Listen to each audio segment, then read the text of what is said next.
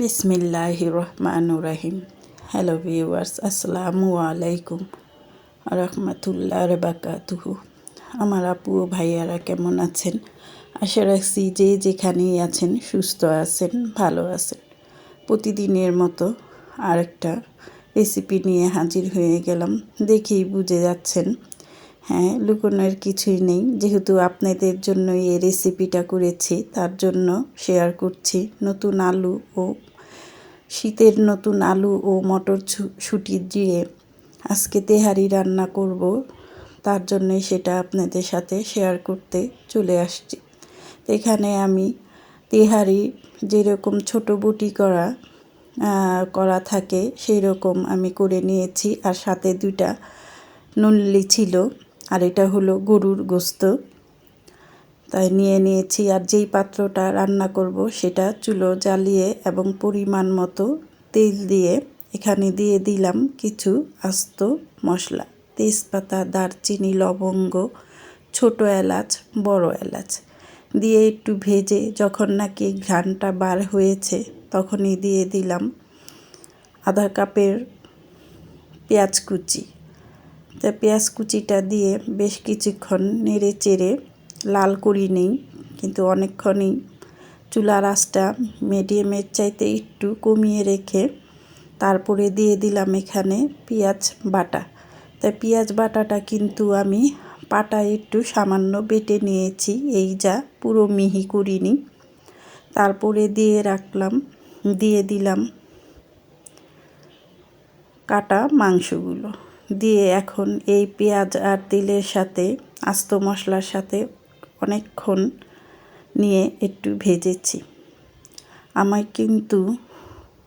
আমি কিন্তু অনেক অসুস্থ, আর আমি যদি অনেক দিন পরে ভয়েস দিতে যাই তাহলে কিন্তু আমার কথাতে অনেক জড়তা চলে আসে, তা ক্ষমা দৃষ্টি চোখে দেখবেন।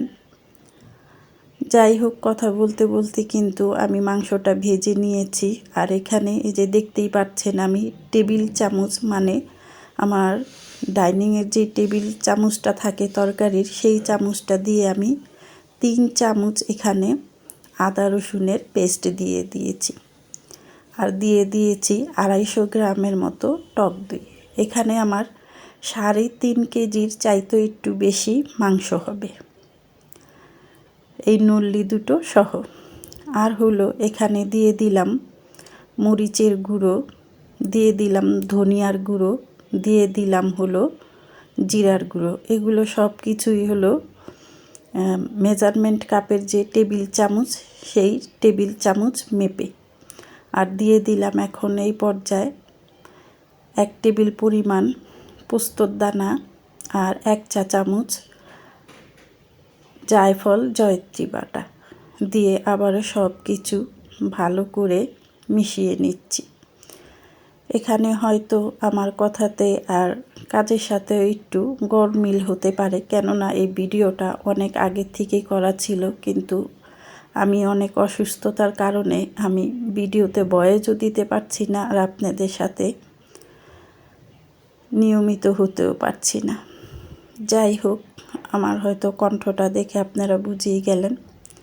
তো পরিমাণ মতো লবণ দিয়ে ঢাকনা দিয়ে ঢেকে আবারও আমি একটু মাঝে নেড়ে চেড়ে, আমার মাংসটা 70% হয়ে গেছে। তারপরে এখানে আমি নতুন আলুগুলো দিয়ে দিলাম। এখানে আধা কেজির মতো হবে আলু আছে, তাই সেটা আমি দিয়ে রান্না করে নিয়েছি। এখন আমি মাংসগুলো উঠিয়ে নিয়েছি এবং এটাতে সেই মশলাতে আর কি, মাংসের যে মশলাটা ছিল অবশিষ্ট, সেই মাংসের মশলাতে আমি আরও বেশ কিছু তেল আর একটু 1 টেবিল পরিমাণ ঘি দিয়ে মটর ছিমিটা দিয়ে দিয়েছি। যেহেতু এটা আমার ফ্রোজেন করাই ছিল গত বছরে, তাই এটা দিয়ে এখন আমি এই পর্যায়ে ভালো করে চাউলটা নেড়ে চেড়ে ভেজে নিচ্ছি। যখন নাকি দেখবেন এইরকম একটা শন শব্দ আসছে, তার মানে চাউলটা সম্পূর্ণ ভাজা হয়ে গেছে। জানি এটা অনেকেই জানেন, কিন্তু যারা নাকি নতুন আমার মেয়ের মতো, তাদের জন্য আমার এই রেসিপিটা। কিন্তু সবারই জানা আছে, আবার কারো জানা নেই, অনেকেরই আর কি জানা নেই। যাই হোক, আমি এখানে 2 কেজি পরিমাণ চাল দিয়ে দিলাম। দিয়ে আমি এখানে যেহেতু 8 কাপ চাল, তাহলে আমি 16 কাপ পানি দিয়ে দিয়েছি। আর দিয়ে দিয়েছি হলো 1 পা দুধ, মানে 250 গ্রাম লিকুইড দুধ। এখানে তেহারিতে আপনারা লিকুইড দুধটা না দিলেও পারেন, তা আমি একটু দিয়েছি টেস্ট হওয়ার জন্য, তা আপনারাও দিয়ে নেবেন। আর দিয়ে দিয়েছিলাম গোলাপ জল। দিয়ে আমি ঢাকনা দিয়ে ঢেকে বলক তুলে এসেছি। যখন নাকি চালটা এরকম থকথকে ভাবটা চলে আসছে, সেই পর্যায়ে আমি সেই যে আমার রান্না করা মাংসটা, আর ওটার সাথে আমি 8-10টা আস্ত কাঁচামরিচ দিয়ে রেখেছিলাম, সেটাও দিয়ে নিয়েছি। দিয়ে এখন ভালোভাবে একটু নেড়ে চেড়ে মিক্স করে আমি ঢাকনা দিয়ে ঢেকে 10 মিনিটের মতো দমে রেখে দিয়েছিলাম।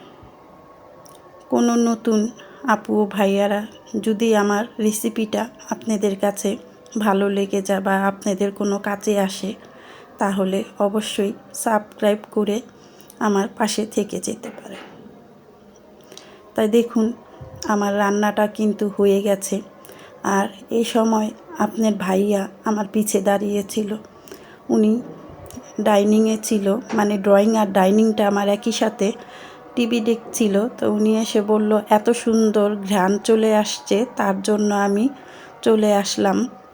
তার কি খাওয়ার জন্য অস্থিরতা, তাই আমি তো এখন দিব না, আমি এখন ঘি দিয়ে তারপরে আবার এটা আমি ঢেকে আমি গোসল সেরে নামাজে চলে গিয়েছি। নামাজের পরে এসে তাদের সার্ভ করেছি। তো এটা আপনাদের দেখাতে পারলাম না, তার জন্য দুঃখিত।